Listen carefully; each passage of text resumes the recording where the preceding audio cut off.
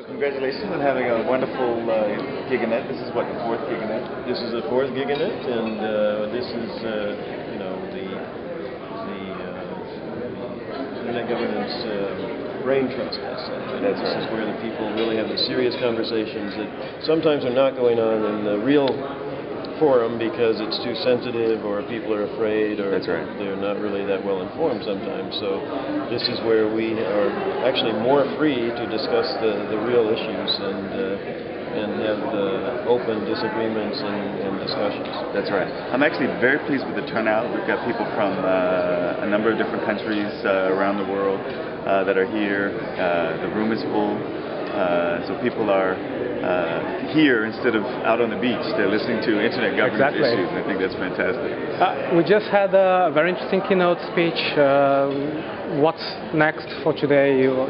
Can you tell us what are some of the interesting points that you're going to approach? We have a panel today? coming up about content regulation with some specific discussions of human rights issues and some very empirical research about how content regulation has taken place and blocking in the Netherlands and some other countries, and a discussion of the Freedom House's methodology for classifying countries as more or less free in the Internet. And then we have a panel about security on the Internet, some case studies about CCTLDs, country code top-level domains, and their security policies, and some other things. And we also have, later in the afternoon, we have some very interesting papers about the Internet of Things and about the IP version 6, the debate over addressing and scarcity that's going on in the Internet community, the technical community.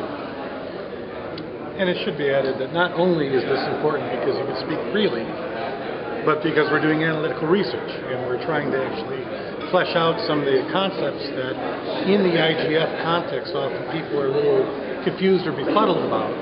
You know, exactly what we mean by IG, what is the scope of IG, who's involved in IG, what are the dynamics. What we've got here are scholars from around the world who are doing really serious research, trying to map those issues out in ways that are interesting from an intellectual standpoint, but hopefully also can be useful to the wider Internet governance forum community. That's the hope. This is different from a typical academic kind of meeting. This is not like a meeting of the American Political Science Association. We're not just speaking arcane little languages to ourselves, you know, about issues that are concerned to maybe 500 people at universities. So let me interrupt to that.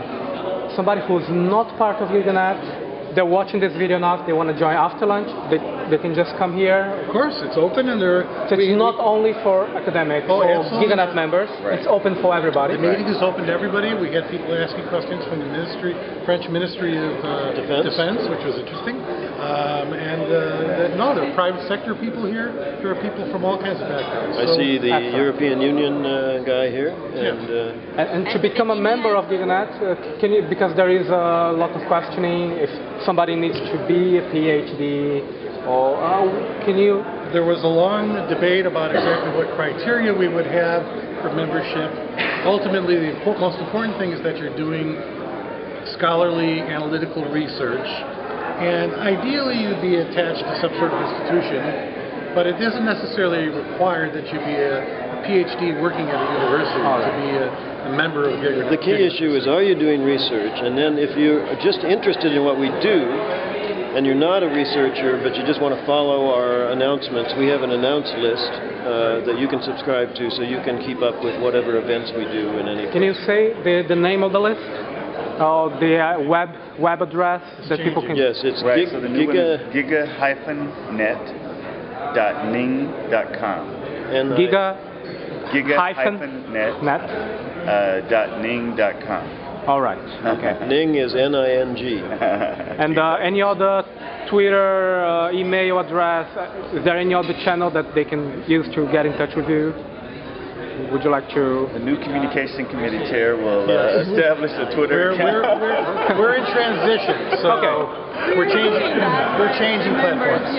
Okay, just to wrap up, would you like to give any other message, or can we? Because we can also put something else with subtitles as a web address. I just emphasize again, one does not have to be a formal member of Giganet there as well is that we also do work with academic associations. So we have Giganet members who have organized panels at APSA and at ISA and at ICA. So traditional academic associations, Giganet members are also sort of taking what we're doing in this space back into influencing the disciplines in traditional academic associations as well. Wonderful.